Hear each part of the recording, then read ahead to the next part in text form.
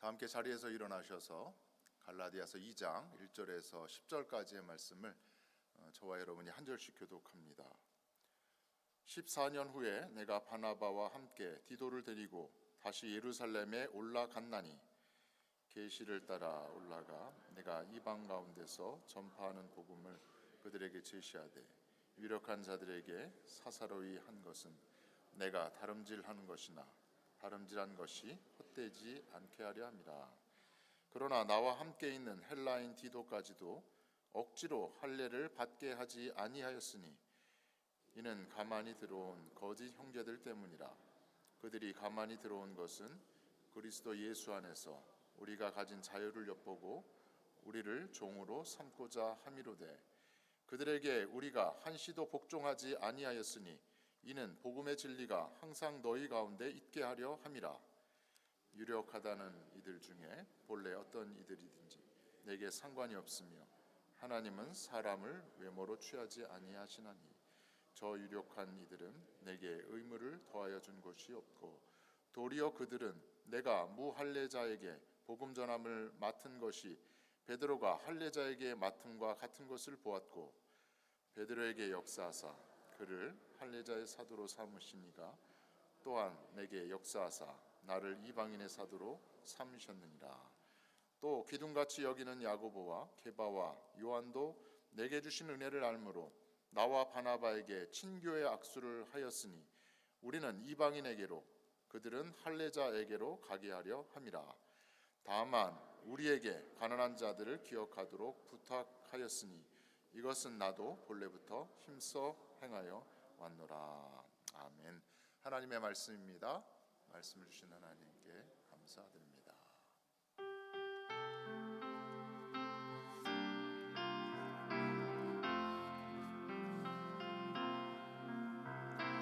이 말씀 따라 사는 동안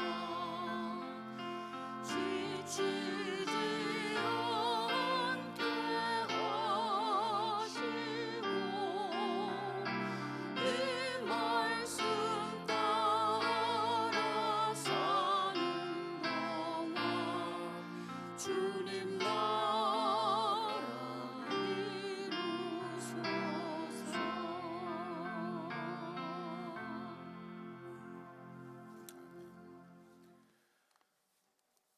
오늘 우리가 함께 읽은 말씀 갈라디아서 2장의 앞부분의 말씀인데요. 같은 복음 다른 부르심이라고 하는 제목의 말씀입니다. 같은 복음 다른 부르심. 사도 바울이 갈라디아 교회 안에 발생한 문제를 해결하기 위해서 예루살렘을 방문해서 예루살렘에 있는 그 사도들을 만나 문제 해결을 위한 여러 가지 노력들을 하는 그 이야기들을 오늘 들려주고 있습니다. 1절의 시작은 이렇게 시작을 하지요. 14년 후에 기간을 얘기하고 있어요. 14년 후에. 그럼 언제부터 14년을 말하는 건가? 여러 사람들의 이야기가 있는데 많은 분들이 다메섹 도성에서 부활하신 예수님을 만나 사울이 회심을 했잖아요. 그러고 난 다음에 이제 아라비아에 가서 다메섹에서 복음을 전하면서 3년을 지내다가 3년 만에 베드로를 만나기 위해서 예루살렘으로 내려갑니다. 그래서 예루살렘에 가서 보름 15일 동안 머물러 있다가 이제 수리아와 길리기아 고향 쪽으로 갔다라고 하는 이야기가 있는데 예루살렘에 가서 15일 머문 때 가서 야고보도 만나고 베드로도 만난 그때를 기점으로 해서 14년 만에 바울이 다시 예루살렘에 왔다라고 하는 이야기예요. 예루살렘을 방문해서 예루살렘 교회 당시에 기둥과 같다라고 하는 표현이 오늘 본문에 나와요. 오늘날 우리도 저 장로님은 어느 교회 기둥 장로님이시야 이런 표현을 많이 쓰잖아요. 저희 교회 기둥 장로님 있으신가요? 오늘 기둥과 같은 지도자, 예루살렘 교회 지도자 해서 베드로와 또 야고보와 요한에 관한 이야기도 나옵니다. 그때 예루살렘을 향해서 간 사람들이 있었는데 바울 혼자 간 것이 아니지요. 바울과 그리고 함께 동행한 바나바와 그리고 디도 이 일행이 함께 예루살렘을 찾아간 것입니다. 14년 만에. 사실 본문은 사도행전 15장에 예루살렘 회의가 나와요. 예루살렘 공회의. 이 예루살렘 회의를 생각하게 합니다. 바울 일행이 오늘 갈라디아서 2장을 보면 어디에서 왔는가가 구체적으로 설명이 안 되어 있는데 사도행전 15장을 보면 안디옥 교회에서 온 겁니다. 당시에 수리아 지역의 그 안디옥 교회가 이방인들로 예수 믿은 사람들, 이방인들로서 예수를 믿은 이방인 그리스도인들로 구성된 이방인 교회의 대표적인 것이 큰 교회였던 안디옥 교회입니다. 거기에서 바울이 바나바와 디도와 함께 예루살렘으로 온 것입니다. 예루살렘에는 앞서 말씀드린 대로 기둥과 같은 야고보 그리고 베드로, 요한이 있었지요. 예루살렘 유대 지역에 유대인들에게 복음을 전해서 유대인들 중에 그리스도인이 된 사람들이 있었던 겁니다. 그래서 예루살렘 교회는 유대인 그리스도인들로 구성된 교회였던 겁니다. 안디옥 교회 이방인 그리스도인들이 주축이었고 예루살렘 교회는 유대인 그리스도인들이 주축이었다라는 겁니다. 이 두 교회 지도자들이 만나서 회의를 한 겁니다. 우리에게 당면한 문제가 있는데 이 문제를 어떻게 해결을 할 것인가. 그래서 모여서 회의를 한 예루살렘 회의가 사도행전 15장에는 자세하게 디테일하게 나왔는데 오늘 본문에는 조금 다르기도 하고 갈라디아서 2장의 내용도 그 회의의 내용이라는 것입니다. 본문의 내용과 사도행전 15장의 내용에 많은 차이가 있지만 하지만 두 본문이 이야기하고자 하는 그 내용, 그 이야기의 흐름은 일치하는 것을 알 수 있습니다. 오늘 본문의 말씀을 통해서 바울이 예루살렘을 방문해서 예루살렘 교회 지도자들과 이야기 나누는 것을 통해서 그리고 그것을 갈라디아교의 문제를 해결하는데 말하는 것을 통해서 어떻게 갈라디아 교회에 발생한 문제들을 하나하나 해결하고자 하는가 오늘 말씀을 함께 살펴보면서 은혜를 나누고자 합니다. 오늘 본문의 말씀을 통해서 먼저 우리가 생각해야 될 것은 바울이 왜 예루살렘을 향해서 갔는가, 14년 만에 예루살렘 교회에 왜 갔는가, 그 목적이 무엇인가라는 것을 본문에서 이야기를 하고 있습니다. 2절의 끝부분을 보면 이러한 말씀이 있어요. 우리 함께 읽겠습니다. 내가 다름질하는 것이나 다름질한 것이 헛되지 않게 하려 함이라. 이게 첫 번째 목적이에요. 예루살렘 교회에 가서 교회 지도자들, 사도들을 만난 목적이 바로 인 것입니다. 바울이 지금도 감당하고 있는 이방인 전도의 그 사명, 그리고 그동안 14년 동안 감당해 왔잖아요.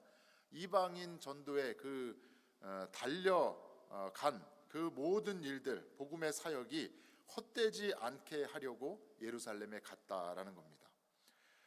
바울이 예루살렘에 올라가서 사도들을 만나서 자신이 감당한 이방인 전도에 관해서 사도들에게 설명을 했어요. 특별히 예루살렘 교회의 유력한 자들, 힘 있는 자들이었겠죠. 지도자들이었습니다. 이들에게는 따로 찾아가서 개별적으로, 오늘 사사로이라고 하는 표현이 되어 있는데 어떤 부정적인 의미가 아니라 더 적극적으로 개인적으로 찾아가서 더 디테일하게 본인의 이방인 사역에 대한 설명을 했다라는 겁니다. 신중하게 최선을 다해서 그들과 대화를 나눈 바울의 모습인 것입니다.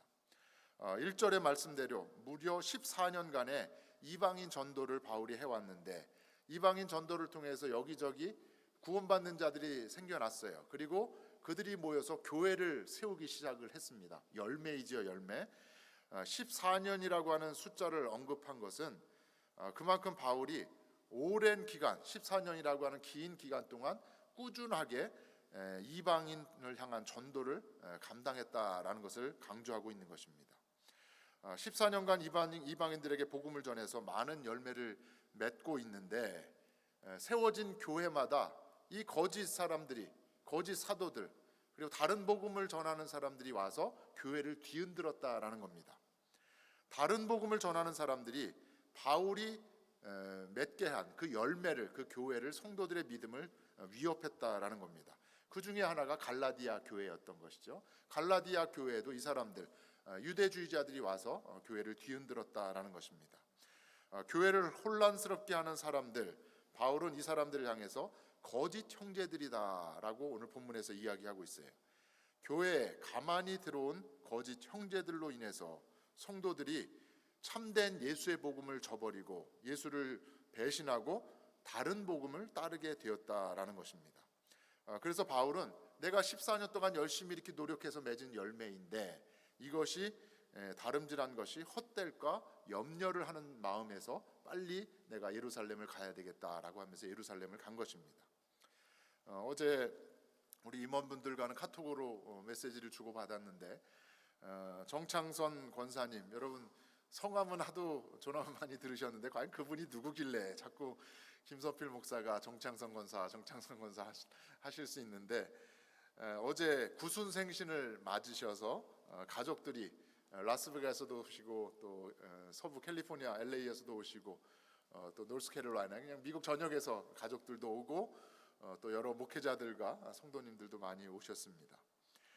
2015년 저희 교회가 시작한 이곳에서 예배를 드린 게 2015년이에요.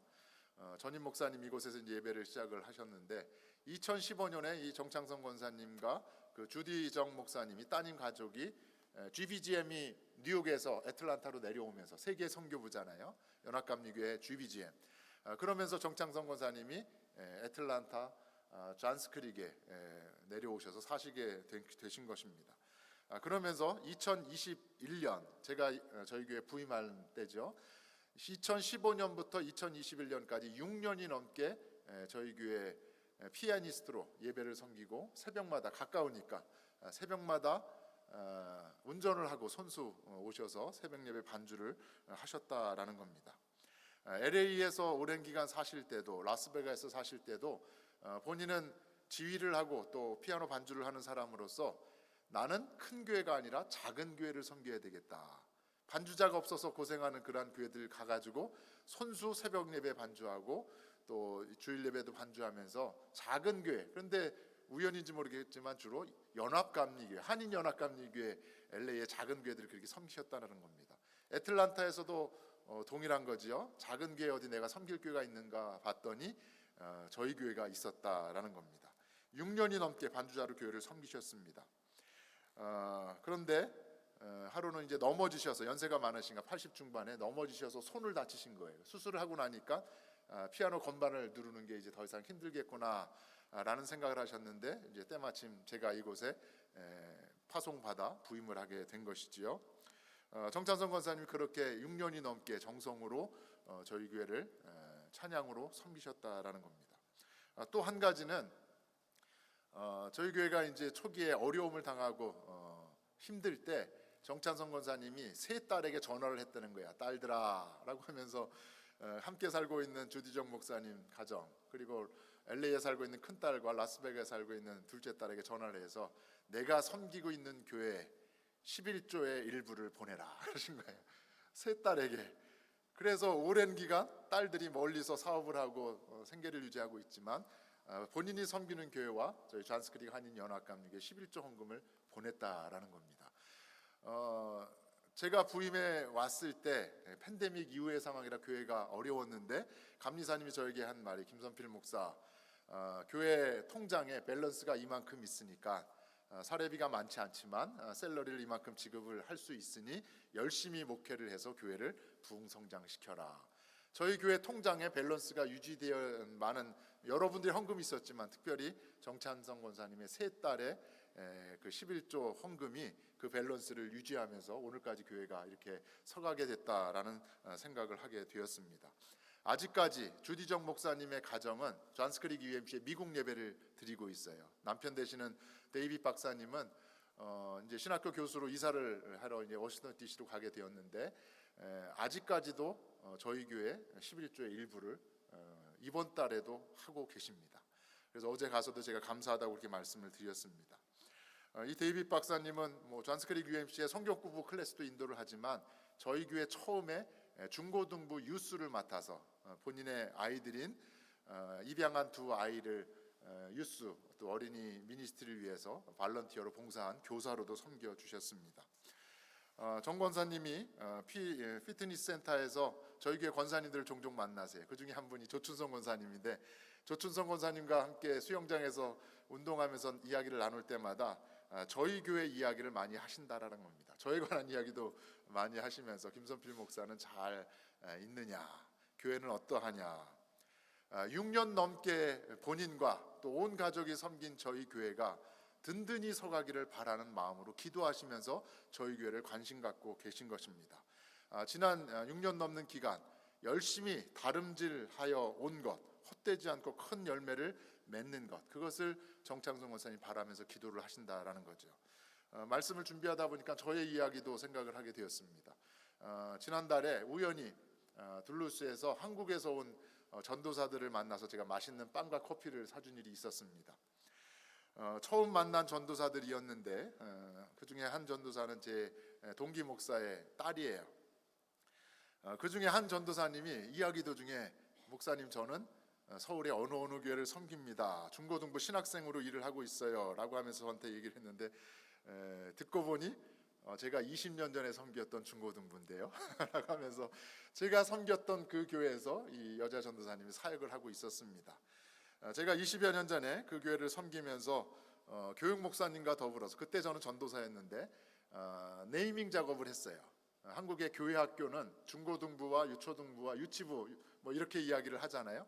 근데 목사님들과 저희 전도사님들이 이름을 새롭게 하자라고 하면서 유치부를 예수꿈 동산으로 이름을 바꿨고 유초등부를 작은 예수 마을, 그리고 제가 섬기던 중고등부는 드리밍 스타라고 이름을 바꿨어요. 그래서 네이밍 작업을 했는데 지금까지 그 이름이 지속되고 있고 그 전도사님의 이야기는 여전히 드리밍 스타 중고등부는 든든하게 잘 세워져 가고 있습니다. 20여 년 전에 저와 함께 사역했던 교사들이 지금은 권사가 되었고 또 장로가 되었다고 하는 그 이야기도, 그래서 안부도 못 가는 그런 시간이 있었습니다. 지난달에 신학생을 통해서 그런 이야기를 제가 들음을 통해서 제가 서울에서 10년 동안 섬겼던 그 교회가 제가 그동안에 10년을 섬기면서 열심히 다름질한 그것, 헛되지 않고 풍성하게 열매를 맺고 있다라는 것에 감사한 마음을 가지게 되었습니다.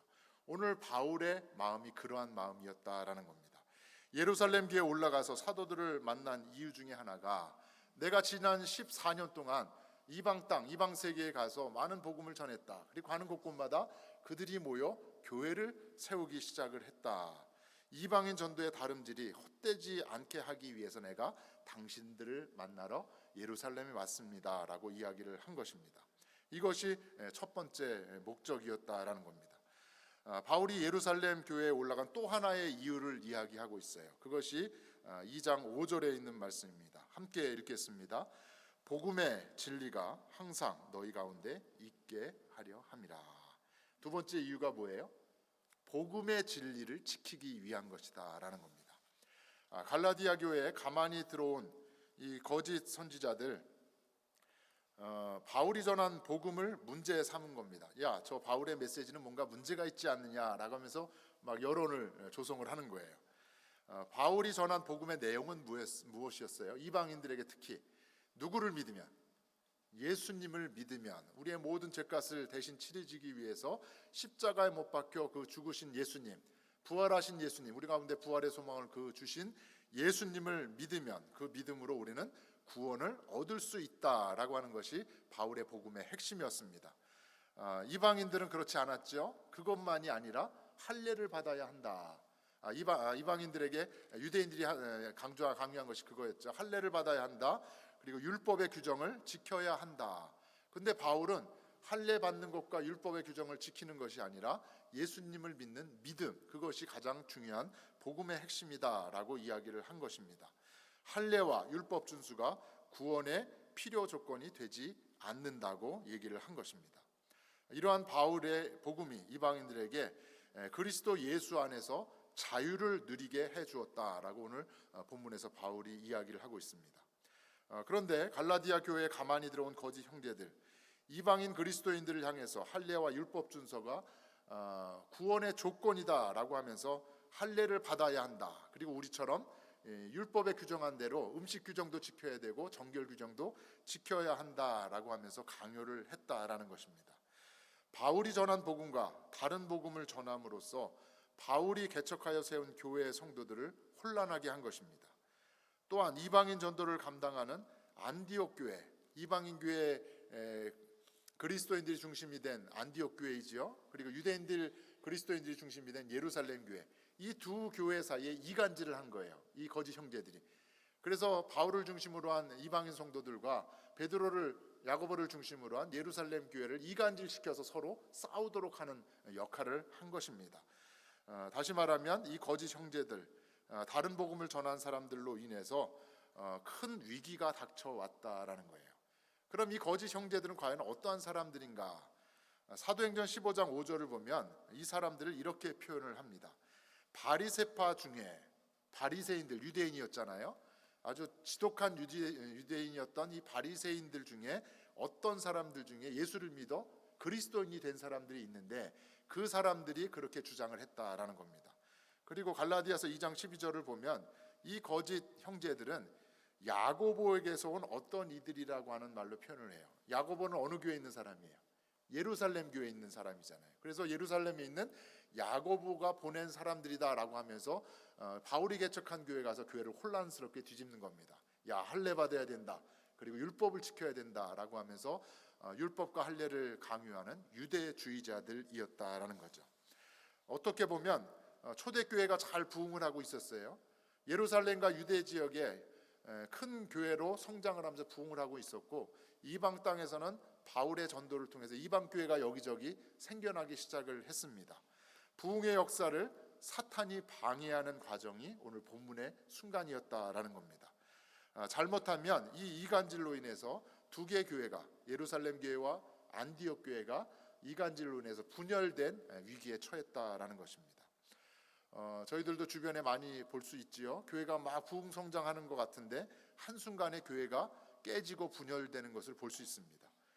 특히 이민교회의 경우가 더 그렇습니다. 한인 인구가 얼마 안 되는, 2,000명, 3,000명 되는 그 지방의 여러 작은 도시들이 있는데 그 지역에는 교회가 몇 개예요 하면은 저희 지역에도 교회가 무려 10개, 20개 이렇게 됩니다. 그런 얘기를 해요. 한인 인구가 얼마 안 되는데 감리교는 감리교대로, 또 장로교는 장로교대로, 침례교는 침례교대로 교회들이 10여 개, 20여 개가 되는 겁니다. 그러면서 그분들과 이야기를 나누다 보면, 그런데요, 사실은 옛날에는 우리 모두가 몇 교회였어요? 한 교회였습니다. 한 교회로 잘 섬겼는데 교회 안에서 분란이 일어나고 싸움이 일어나다 어느 교인들은 나가서 장로교회를 세우고 어느 교회들은 나가서 침례교회를 세웠습니다. 이런 이야기를 참 수없이 많이 저희들이 듣고 있습니다. 오늘 이 갈라디아 교회의 상황, 또 바울이 직감한 내용이 바로 그러한 상황이었다라는 겁니다. 위기를 직감한 바울, 이방인 전도를 열심히 하던 중에 14년 만에 내가 예루살렘을 찾아가야 되겠다라고 이야기를 하며 내려간 것입니다. 그 이유는 복음의 진리를 지키기 위함이었다라는 것이죠. 이방인 그리스도인들, 예수를 믿음으로 구원을 받은 자들로서 자유를 누리고 있는데, 예수 안에 자유로운 신앙생활을 하고 있는데, 이 거짓 예언자들이 와서, 거짓 형제들이 와서 다시 할례를 받게 하고 율법을 지키게 하는 율법의 종으로 삼으려 하고 있는 것입니다. 이 거짓 형제들에 맞서서 바울이 단호하게 대항하여 싸운 것입니다. 사랑하는 성도 여러분, 바라기는 저와 여러분도 오늘 이 시대를 살아가면서 우리가 잔스크릭 한인연합감리교회를 함께 섬기고 있는데, 우리 주변에 어떠한 것들이 우리의 신앙을 뒤흔들지라도, 또 교회를 위협하는 어떠한 세력이 있을지라도 저와 여러분이 믿음을 잘 지킬 수 있기를 간절히 바랍니다. 흔들림이 없는 믿음으로 저와 여러분이 우리 교회의 하나됨을 잘 유지할 수 있는 저와 여러분이 되어지기를 주의 이름으로 간절히 축원합니다. 그럼 과연 바울은 이 위기의 상황을 과연 어떻게 해결했는가? 바울이 안디옥 교회에서 예루살렘 교회를 향해 가면서 함께 데리고 간 일행이 있지요. 한 사람은 바나바고 또 한 사람은 디도입니다. 여러분 잘 아시다시피 바나바는 안디옥 교회가 부흥한다, 구원받는 사람들이 늘어난다라고 하는 소문이 예루살렘에 전해지자 예루살렘 교회에서 바나바를 보냈습니다. 파송한 유대인의 훌륭한 사역자예요. 예루살렘 교회가 파송을 했고 유대인들이 좋아하고 유대인들이 인정하는 유대인 사역자가 바나바였습니다. 그래서 바나바를 데리고 간 것이지요. 그런데 또 한 사람 누구를 데리고 가요? 디도를 데리고 갑니다. 디도는 헬라인이었습니다. 바울은 예루살렘 회의에 참석하면서 바나바만 데리고 간 것이 아니라 의도적으로 이방 사람이었던, 이방인 중에 헬라니였던 이 디도를, 그리스도인 된 사람 이 디도를 또한 함께 동행자로 데리고 간 것입니다. 왜 그럴까요? 한번 잘 생각해 보세요. 어떤 밸런스가 있잖아요. 유대인 사역자 훌륭한 바나바와 또 이방인 중에 그리스도인이 된 디도를 데려감을 통해서 바울은 의도적으로 예루살렘 교회 사도들에게, 교인들에게 보여주고 싶었던 것입니다. 3절에 이러한 말씀이 있어요. 나와 함께 있는 헬라인 디도까지 억지로 나는 할례를 받게 하지 아니하였다. 이방인이었다가 그리스도인이 된 이 디도에게는 할례를 받게 강요하지 않았다라는 말로 이 위기의 상황을 정면으로 돌파를 합니다. 아마도 유대주의자들, 이 거짓 형제들은 바울이 데리고 온 디도를 보면서 아니 저 사람 이방인 아니야, 할례 받지 않은 사람 아니야, 근데 그리스도인이라고 하면서 이 유대주의자들은 바울과 함께 온 디도에게 할례를 받아야 한다, 율법을 지켜야 한다고 강요했을 수도 있습니다. 근데 이러한 위협에 바울은 전혀 흔들리지 않았습니다. 또 하나 살펴볼 것은 예루살렘 교회 지도자들, 이 사도들은 이 거짓 형제들처럼 디도에게 할례를 고집하지 않은 것을 오늘 본문을 통해서 알 수 있어요. 바울이 전한 이방인의 구원 소식을 듣고 이 예루살렘 교회 지도자들, 이 사도들은 누구의 손을 들어준 거예요? 유대주의자들의 손을 들어준 것이 아니라 바울의 손을 들어준 것입니다. 이어지는 6절 말씀을 보면 바울이 또 이런 이야기를 해요. 저 유력한 이들 누구예요? 지도자 야고보와 베드로와 요한입니다. 저 유력한 이들은 나 바울에게 어떠한 의무를 더하여 준 것이 없다. 우리가 대화를 잘하면서 이야기를 나누었는데 예루살렘 교회 지도자들은 내가 이방인들에게 전한 복음 금지할 것도 없고 또 수정할 것도 없고 보완할 것도 없다. 복음의 핵심 진리를 이방인들에게 잘 전했다라고 하면서 사도들이 바울의 이방인 전도를 인정했다라는 것입니다. 마침내 예루살렘 교회 사도들 그리고 안디옥 교회를 대표하는 이 대표자들은 다양한 상황 가운데 같은 복음이 전해지는 것을 깨닫게 되었습니다. 이를 위해서 하나님께서는 베드로는 유대인들을 상대로 할례자의 사도로 삼으셨고 바울은 이방인들을 상대로 무할례자의 사도로 삼으신 것을 깨달아 알게 되었다라는 것입니다. 이것이 사도행전 15장에 나오는 예루살렘 회의의 내용인 것입니다. 회의를 마치면서 예루살렘 교회 기둥과도 같은 야고보와 게바와 요한이 안디옥 교회에서 온 바울과 이 일행들과 함께 악수를 했어요. 그것이 오늘 본문에 어떻게 이야기를 하고 있냐면 친교의 악수를 나누었다라는 겁니다. 친교하면 여러분 헬라어로 무슨 단어가 생각하세요? 코이노니아입니다. 코이노니아. 교회 구성 요소 중에 교제, 사귐이 있는 코이노니아를 얘기했죠. 그런데 예루살렘 교회 기둥과 같은 지도자들과 바울을 중심으로 한 안디옥 교회 대표자들이 서로 회의를 마치면서 친교의 악수를 나누었다. 근데 이 코이노니아 의미가 단순한 친교, 먹고 마시며 교제를 나눈 것이 아니라 함께 주의 일을 감당하는 동역자가 되었다라고 하는 의미가 있다라는 겁니다. 저희가 존스크릭 UMC의 여러 선교에 함께 하고 있어요. 몇 년 전부터 저희가 하나하나 참여를 하기 시작을 했는데 Rise Against Hunger, 전 세계 아프리카나 동남아시아, 중남미에 있는 먹지 못하는 이들을 위해서 작년에도 저희가 몇 분이 함께 밀패킹을 했잖아요. 10만 개의 식사가 제공이 되어졌습니다. 저희 작년에 만든 것은 필리핀에 전달이 되었다고 계속 이메일이 와요.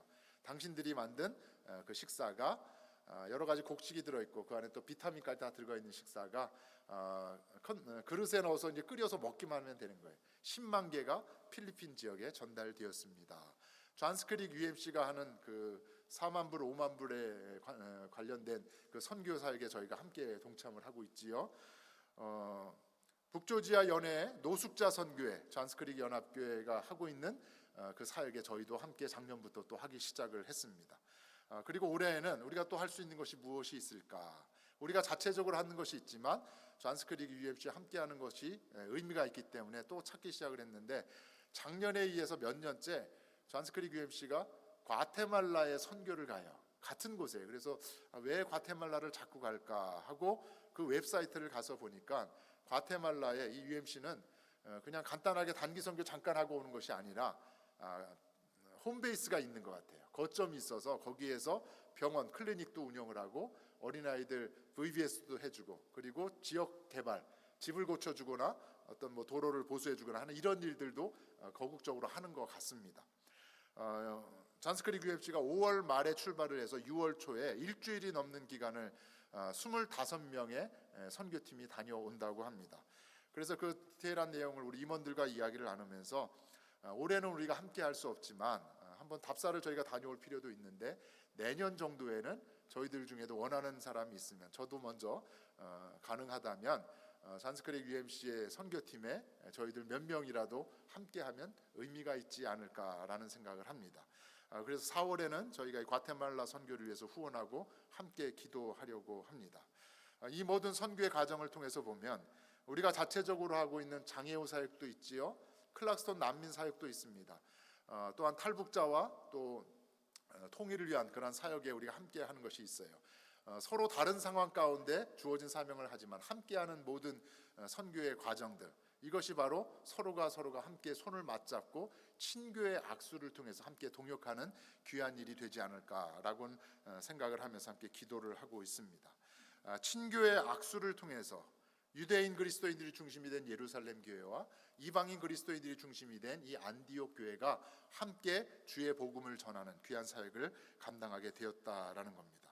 9절에 있는 말씀을 보면 우리는 바울을 비롯한 안디옥 교회의 일행들은 이방인에게로 그리고 베드로를 중심으로 한 예루살렘 교회의 사람들은 할례자에게로 가게 하시는 그 하나님의 뜻을 따라서 두 교회가 순종을 하고 있다라는 것입니다. 두 교회는 같은 복음을 위해 다른 부르심을 받은 사람들이라는 것입니다. 본문에서 바울이 줄곧 강조하는 것은 무엇인가요? 베드로가 유대인들에게 전한 복음과 바울이 이방인들에게 전한 복음이 다른 것이 아니라는 겁니다. 한번 따라 하실까요? 그 복음은 하나의 복음이었다. 하나의 복음, 같은 복음이었다라는 것입니다. 단 복음을 전하는 대상이 다르잖아요. 어떤 그룹은 이방인들에게, 어떤 그룹은 유대인들에게, 어떤 사람은 산악지형에 어려움 가운데 살아가는 사람들 가운데, 어떤 그룹은 도시 지역에 사는 사람들 가운데 다양한 배경과 다양한 상황들의 대상이 다르다라는 것입니다. 그렇기 때문에 복음은 그 복음은 전하는 데 있어서 베드로처럼 모두 유대적일 필요가 없다. 또한 바울처럼 모두 이방인적일 필요가 없다라는 겁니다. 다양한 방법과 절차가 있을 수 있다라는 것입니다. 바울은 이방인 세계에서 복음을 전하면서 이방인들만이 있는 것이 아니었죠. 소아시아의 남부 지역에는 유대인들도 많이 살고 있었다라고 했습니다. 다양한 상황들이 바울의 이방인 선교의 앞에 놓여져 있었습니다. 그래서 바울은 이러한 다양한 환경과 상황에 맞는 효과적인 전도를 위해서 할 수 있는 최선의 노력을 다했어요. 그 중에 한 가지를 제가 소개를 하면 바로 디도의 무할례와 디모데의 할례입니다. 여러분 잘 아시는 내용이지요. 사도행전 16장을 보면 바울이 디모데를 함께 동행할 일꾼으로 데려가요. 그런데 16장 3절을 보면 사도행전 바울이 그를 데리고 디모데를 데리고 떠나고자 하는데 그 지역에 있는 소아시아 지역의 남부인데 그 지역에는 유대인들이 많이 살고 있었습니다. 이방인들뿐만 아니라 그 지역에 있는 유대인으로 말미암아 디모데를 데려다가 무엇을 행했대요? 할례를 받게 했다라는 겁니다.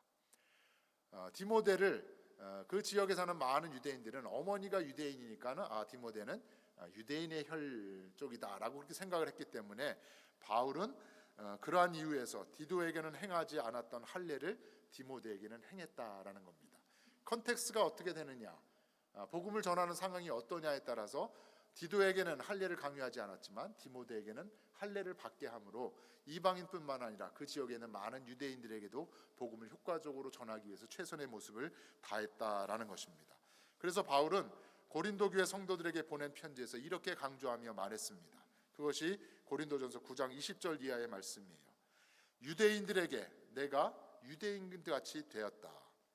그것은 유대인들을 한 명이라도 더 얻기 위해서 내가 그렇게 된 것이고, 율법이 없는 자, 이방인들이죠. 그들에게는 내가 율법이 없는 자 같이 되었다. 왜냐하면 율법 없는 자들, 그 이방인을 한 명이라도 나는 더 구원을 하고 싶어서 그렇게 되었다라는 것입니다. 여러 사람에게 여러 모습이 된 것은 아무쪼록 몇 사람이라도 무엇을 하기 위해서? 몇 사람이라도 한 사람이라도 더 구원을 하기 위해서 나는 그들과 같이 되려고 노력을 했다라는 것입니다. 말씀을 마무리하려고 합니다. 바울이 갈라디아 교회 성도들에게 예루살렘 회의의 이야기를 들려주면서 성도들이 깨닫기를 바랬습니다. 복음의 진리는 변함이 없는 것이다. 우리 모두는 상황이 달라서 다양한 절차와 방법을 따랐을 뿐이지 우리 모두는 하나의 복음, 같은 복음을 전하고 있는 것이다. 지역과 구성원의 상황에 따라 각각 다른 상황에 따라서 우리가 방법과 절차를 택하였지만 다른 부르심을 받은 사람들이지만 우리 모두는 베드로나 또 바울이나 같은 복음, 하나의 복음을 전하고 있다라는 것입니다. 사랑하는 성도 여러분, 저와 여러분에게도 하나님의 다양한 부르심이 있는 줄로 믿습니다. 모두가 동일하지 않지요. 잔스크릭과 알파레트에 살고 있는 분들이 계신가 하면 우리 김영선 장로님처럼 저 놀스 지역에 해밀턴과 그 북부 지역에 살고 계신 분들도 있습니다. 저마다의 상황이 또 달라요. 이혜자 장로님을 왜 메리앤 아파트로 보내셨을까? 미드타운에 그곳에 보내신 하나님의 뜻과 계획이 또한 있으실 줄로 믿습니다. 다양한 부르심이 있을지라도 우리 모두가 서로를 생각하면서 친교의 악수를 통하여서 다양한 부르심 가운데 하나의 복음, 같은 복음을 전하여서 우리 모두가 주어진 사명을 잘 감당할 수 있기를 주의 이름으로 간절히 축원합니다.